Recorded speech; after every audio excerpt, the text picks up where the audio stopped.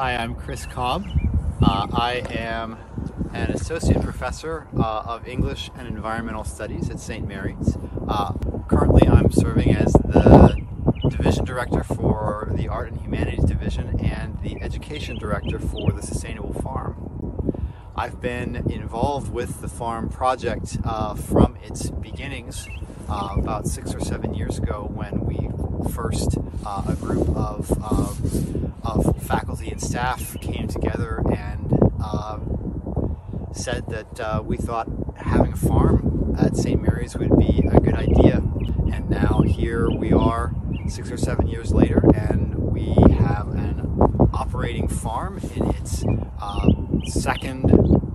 beginning its second full growing season. Hi, I'm Deb Durrell. I am the contracted farmer for the Sustainable Farm, and I've worked with Chris off and on for a number of years, so it's been a very rewarding and creative process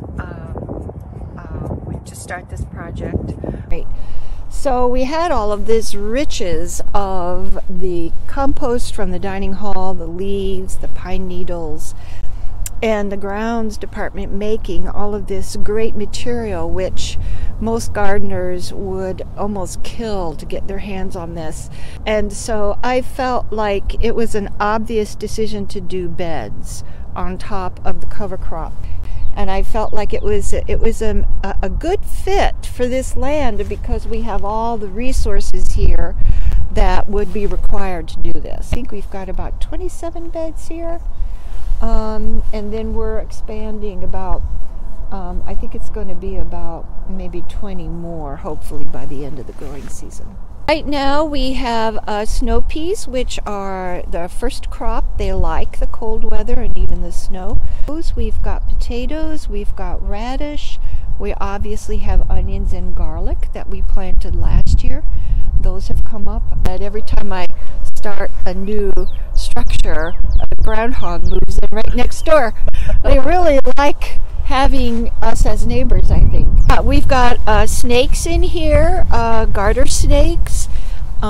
We've got some field mice, and these are all good things. And the number of earthworms that we have in these beds, I've never seen so many earthworms anywhere, and even in really mature soils. So it's a sign that these beds are working.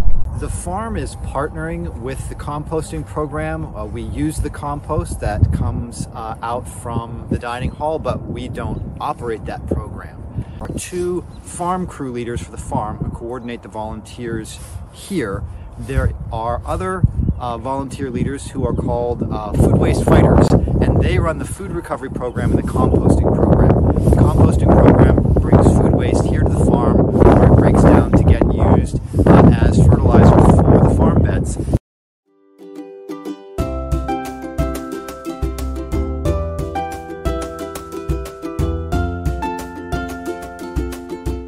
Hi, I'm Katie Lorgan. I'm a senior political science and psychology major. I've been with the Office for the Common Good for 2 years now, and I started working with the farm this fall for the school year. I'm one of the student leaders along with Elizabeth Barasa.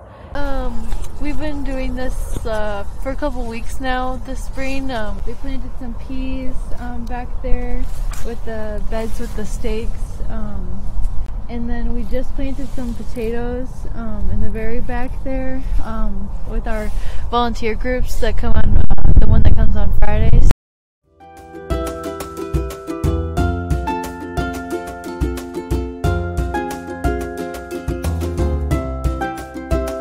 Well, the fundamental thing that we want to be doing is to be able to model or demonstrate at the college a sustainable closed-loop food system. Look at the farm in relation to Laudato Si, and then more recently in relation to the Laudato Si action platform. In many respects, the farm is a result of Laudato Si, in that the issuing of that environmental encyclical was one of the things that stimulated our thinking about having a sustainable farm here at St. Mary's. I had said earlier that it was 6 or 7 years ago, and Laudato Si came out 6 or 7 years ago. So that timing is not accidental, and that has informed the way in which the farm has developed from its beginnings.